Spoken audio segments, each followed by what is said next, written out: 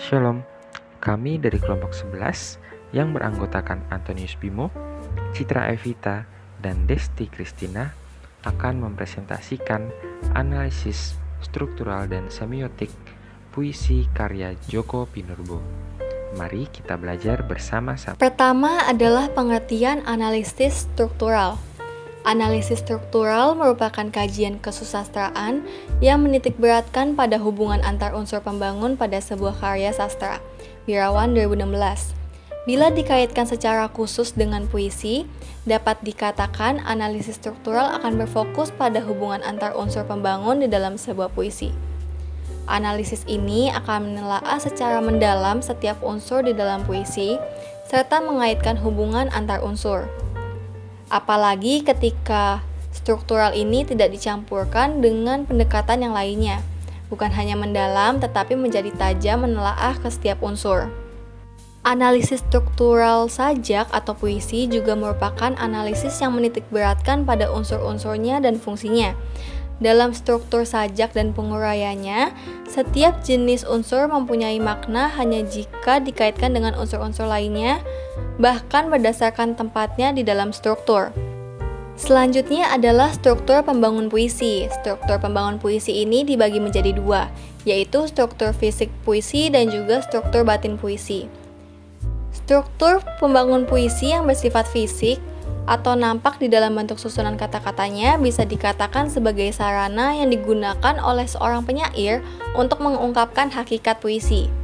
Struktur fisik puisi terbagi atas 6. Yang pertama itu ada diksi. Diksi merupakan pengolahan atau pemilihan kata yang digunakan sehingga puisi memiliki nilai estetika yang tinggi. Kedua itu ada imaji. Imaji merupakan cara yang digunakan oleh seorang penyair dalam penggunaan indera manusia seperti indera penglihatan, pendengaran, perabaan, pengecap, penciuman, dan lainnya. Yang ketiga ada kata konkret. Kata konkret merupakan cara yang dilakukan seorang penyair dalam mengartikan suatu kata secara menyeluruh. Yang keempat ada gaya bahasa atau majas.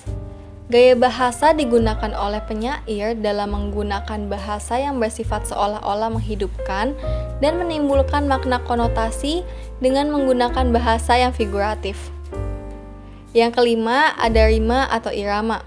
Melalui rima atau irama, penyair mengolah kata ke dalam setiap lariknya sehingga terjadi persamaan bunyi, baik di awal, pertengahan, hingga akhir larik puisi. Yang keenam ada tipografi, atau yang bisa disebut perwajahan dalam puisi. Tipografi atau perwajahan ini digunakan untuk mengetahui aspek visual puisi dengan mengetahui tata hubung dan tata baris dalam puisi. Nah, teman-teman, dilanjutkan dengan struktur batin puisi. Struktur batin puisi dapat dikatakan sebagai isi atau makna yang mengungkapkan apa sih yang hendak dikemukakan oleh penyair. Struktur batin puisi ini terbagi atas 4. Yang pertama ada tema.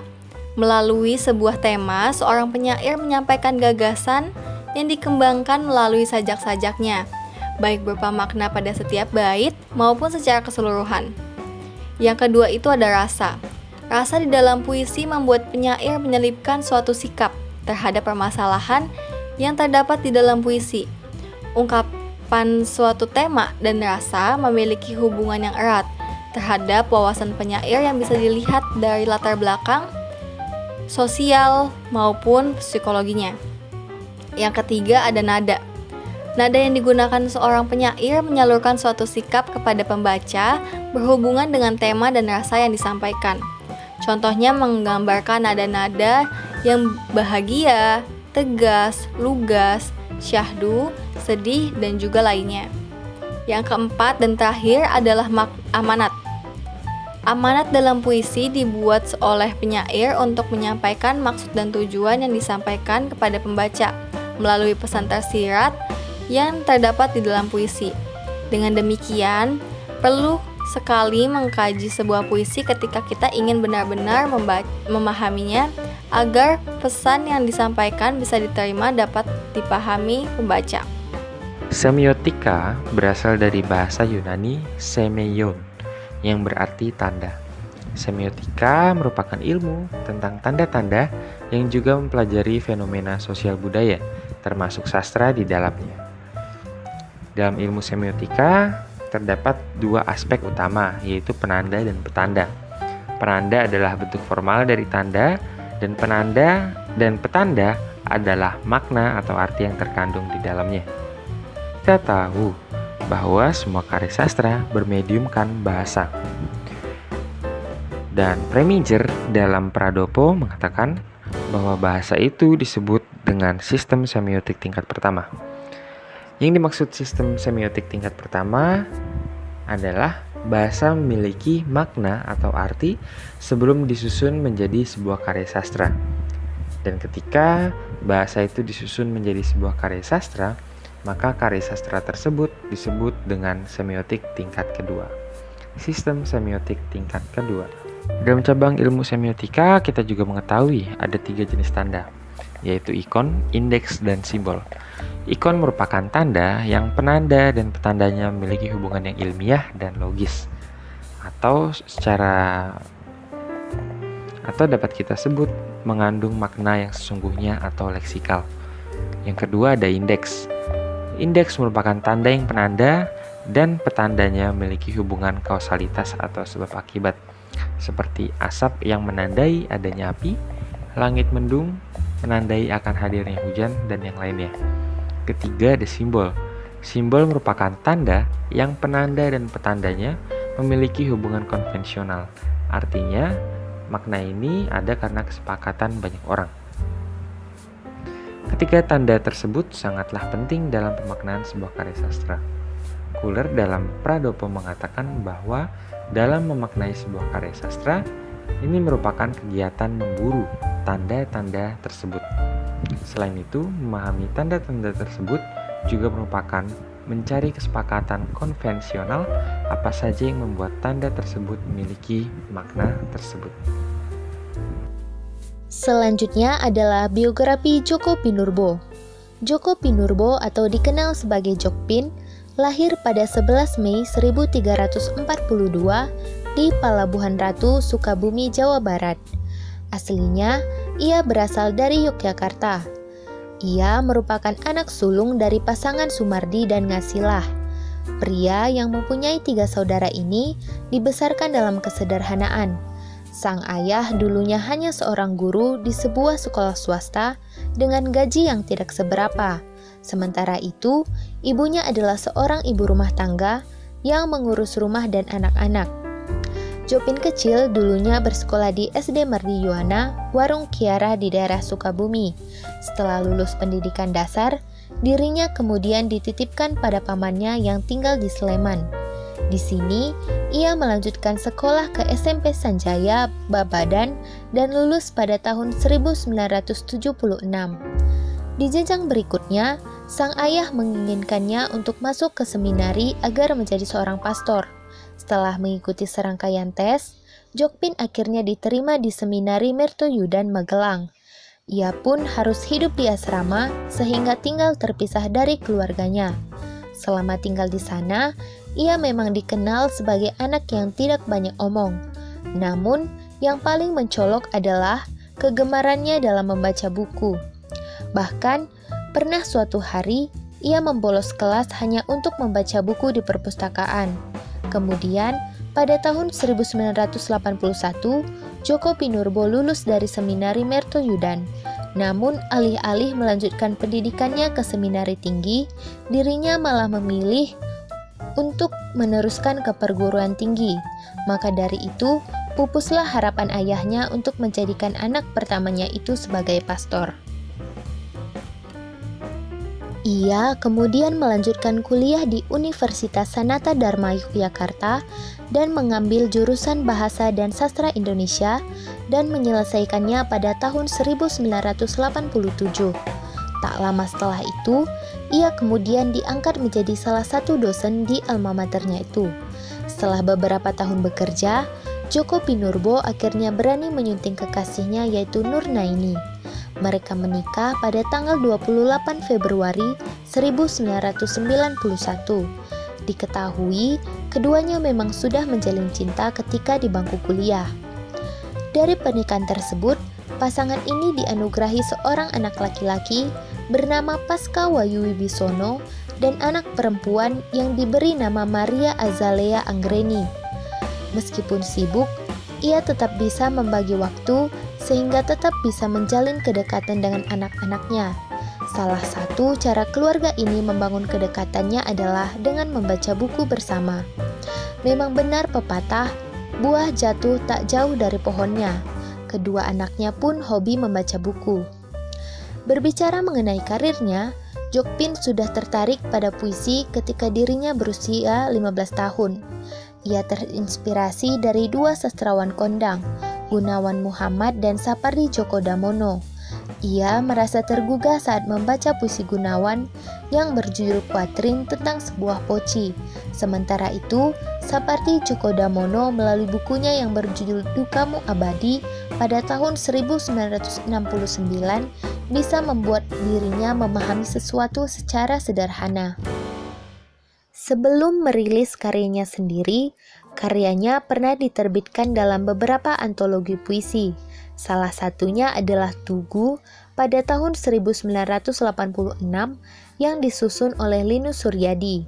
Di tahun yang sama juga, Jokpin nyatanya juga pernah merilis stensilan karya yang tidak pantas dibaca anak di bawah umur berjudul Parade Kambing dan Sketsa Selamat Malam. Setelah sempat kecewa dan membakar semua puisi yang ditulisnya karena ditolak oleh penerbit, Djoko Pinurbo akhirnya bisa merilis karyanya sendiri. Buku kumpulan puisi perdananya yang diberi tajuk Celana resmi diedarkan di pasaran pada tahun 1999 dan langsung melambungkan namanya. Sejak saat itu, buku-buku puisinya berlahiran seperti Di Bawah Kibaran Sarung, Pacar Kecilku, Telepon Genggam, Pacar Senja, Kekasihku, Kepada Cium, Tahi Lalat, Baju Bulan, Seuntas Puisi Pilihan, Surat Kopi, Selamat Menuaikan Ibadah Puisi, Sehimpunan Puisi Pilihan. Puisi Pacar Senja, karya Djoko Pinurbo. Senja mengajak pacarnya duduk-duduk di pantai. Pantai sudah sepi dan tak akan ada yang peduli. Pacar Senja sangat pendiam. Ia senyum-senyum saja mendengar gurauan senja. Bila senja minta peluk, setengah saja, pacar senja tersipu-sipu. Nanti saja kalau sudah gelap, malu dilihat lanskap. Cinta seperti penyair berdarah dingin yang pandai menorehkan luka. Rindu seperti sajak sederhana yang tak ada matinya. Tak terasa, senyap pun tiba. Senja tahu-tahu melengos ke cakrawala, meninggalkan pacar senja yang masih megap-megap oleh ciuman senja. Mengapa kau tinggalkan aku sebelum sempat kurapikan lagi waktu? Betapa lekas cium menjadi bekas. Betapa curangnya rindu. Awas, akan kupeluk habis kau esok hari. Pantai telah gelap. Ada yang tak bisa lelap. Pacar senja berangsur lebur, luluh, menggelegak dalam gemuruh ombak. Berikut analisis struktural puisi Pacar Senja karya Djoko Pinurbo. Dimulai dari analisis struktural fisik puisi. Yang pertama ada diksi. Pada penggunaan diksi, Djoko Pinurbo gemar mempermainkan dan mendayagunakan keunikan kata-kata bahasa Indonesia sehingga banyak puisinya hanya dapat dihayati dan dinikmati dalam bahasa Indonesia. Diksi yang terdapat pada puisi Pacar Senja adalah malu dilihat lanskap, berarti malu jika dilihat di tempat terbuka. Dan senja tahu-tahu melongos ke cakrawala, dapat berarti tak terasa waktu cepat sekali berlalu, matahari harus pergi atau tenggelam, berganti dengan malam. Yang kedua adalah imaji. Imaji yang terdapat pada puisi ini adalah imaji perabaan yang terdapat pada baris bila senja minta peluk setengah saja, pacar senja tersipu-sipu. Dan pada baris awas, akan kupeluk habis kau esok hari. Yang ketiga adalah kata konkret. Kata konkret yang terdapat pada puisi Pacar Senja ini yaitu Djoko Pinurbo ingin menyampaikan bahwa ketika bersama orang terkasih, hari akan berlalu dengan sangat cepat, namun tak apa, karena esok akan bertemu lagi. Rindu yang tertahan ini terlihat pada kalimat, rindu seperti sajak sederhana yang tak ada matinya. Yang keempat ada gaya bahasa atau majas. Gaya bahasa yang digunakan pada puisi Pacar Senja yaitu majas perbandingan, seperti yang digunakan untuk membandingkan kalimat berikut, yaitu penyair berdarah dingin. Hal yang dibandingkan dalam penggalan puisi di atas yaitu cinta dengan seorang berdarah dingin. Cinta itu adalah perasaan kasih sayang yang tulus yang diberikan oleh manusia pada makhluk lainnya. Sementara berdarah dingin adalah tidak berperasaan atau tidak mempunyai rasa belas kasihan. Jika disimpulkan bahwa penyair memiliki rasa cinta yang diibaratkan oleh seseorang yang tidak berperasaan. Yang kelima ada rima atau irama. Rima yang terdapat dalam puisi ini terdapat pada rima yang beraturan seperti bait pertama berima AA, kemudian bait ketiga terdapat rima II. Yang keenam, tipografi atau perwajahan. Tipografi atau wujud puisi yang terdapat pada puisi Pacar Senja karya Djoko Pinurbo ini terdapat pada 6 bait yang berisi 2-3 baris. Selanjutnya adalah analisis struktural batin puisi Pacar Senja karya Djoko Pinurbo. Pertama adalah tema. Tema yang terdapat dalam puisi Pacar Senja karya Djoko Pinurbo menggambarkan seorang perempuan yang sudah jatuh cinta kepada seorang pria. Namun, pria tersebut meninggalkannya di saat wanita itu sedang sayang-sayangnya dan ingin merajut cinta lebih lama lagi. Kedua adalah rasa. Rasa yang terdapat dalam puisi Pacar Senja karya Djoko Pinurbo menggambarkan harapan cinta seorang wanita yang pupus oleh pria yang menghilang begitu saja. Hal ini dapat terlihat dalam kutipan puisi, "Tak terasa senyap pun tiba, senja tahu-tahu melengas ke cakrawala, meninggalkan pacar senja yang masih megap-megap oleh ciuman senja. Mengapa kau tinggalkan aku sebelum sempat kurapikan lagi waktu? Betapa lekas cium menjadi bekas, betapa curangnya rindu. Awas, akan kupeluk habis kau esok hari." Yang ketiga adalah nada.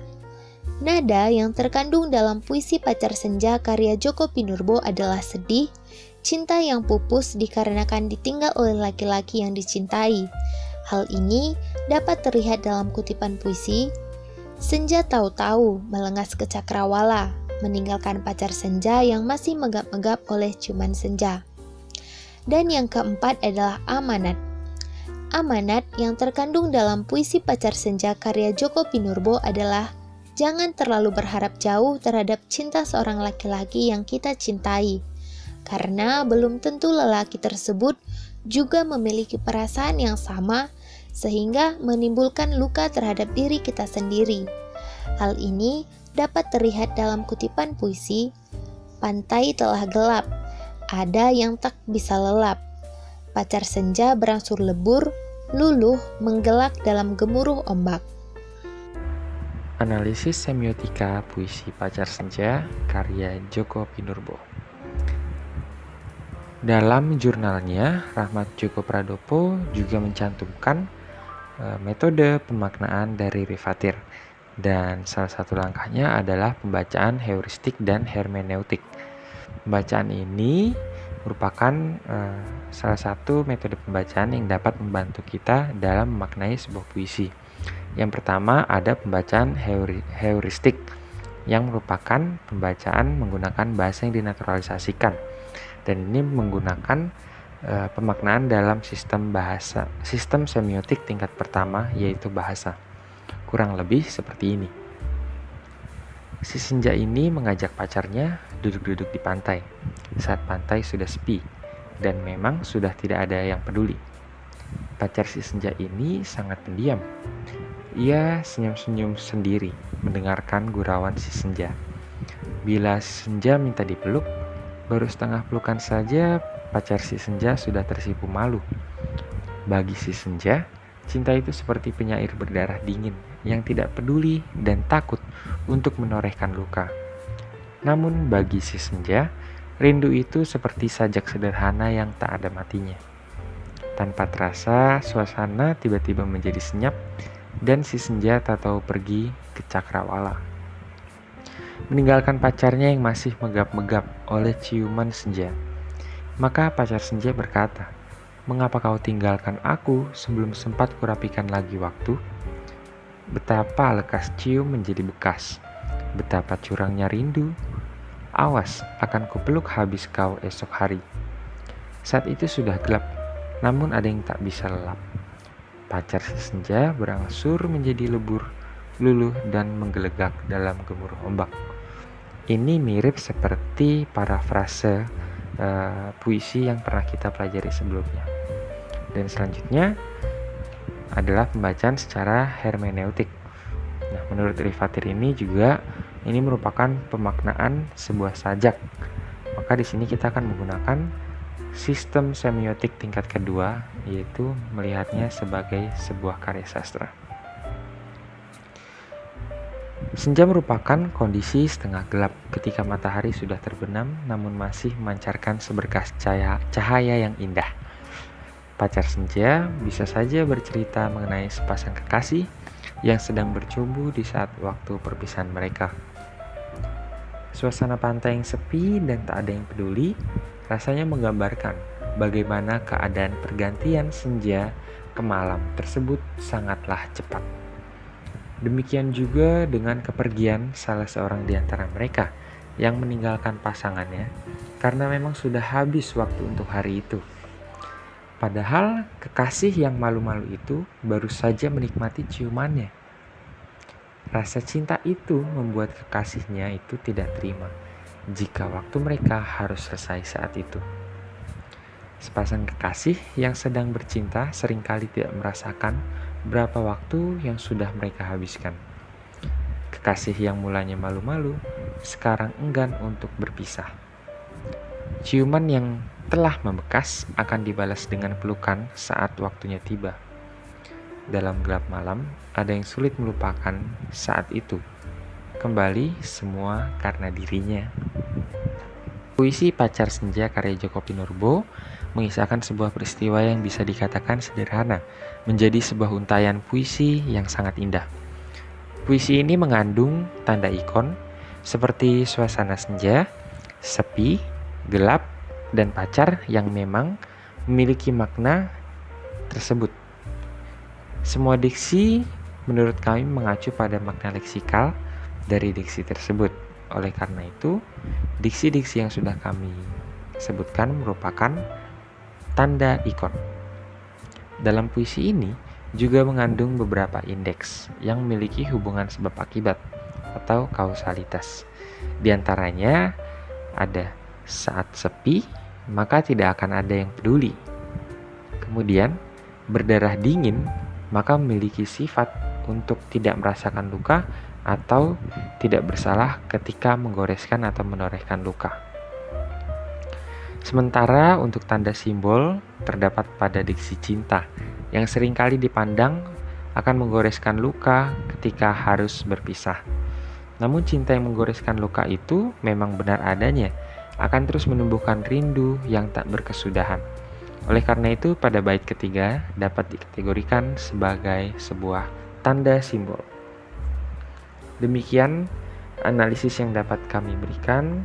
Bila terdapat kekurangan, kiranya dapat kita diskusikan bersama-sama. Terima kasih.